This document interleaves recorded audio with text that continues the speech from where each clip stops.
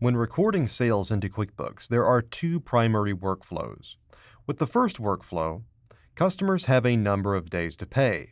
There's also a second workflow, though, which is if a customer pays at the time of the sale. Now, with the first workflow, with the customers having a number of days to pay, the first transaction you enter is an invoice. Then later, they give you a payment, and that payment gets applied to the invoice in the form of a receive payment transaction. It's something that you need to enter into QuickBooks. If the money goes directly into checking, you're done. There's no other transactions to enter.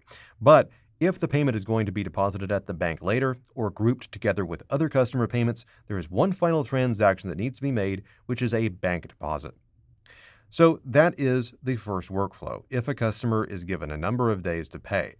If, however, a customer pays right away, the first transaction that you need to enter is a sales receipt. A sales receipt tells QuickBooks not only did you make a sale, but you also received money from a customer. Because the sales receipt combines both the sale and the receipt of money, you're able to skip the receive payment step and go directly over to the bank deposit. Use these two workflows to record your sales in QuickBooks.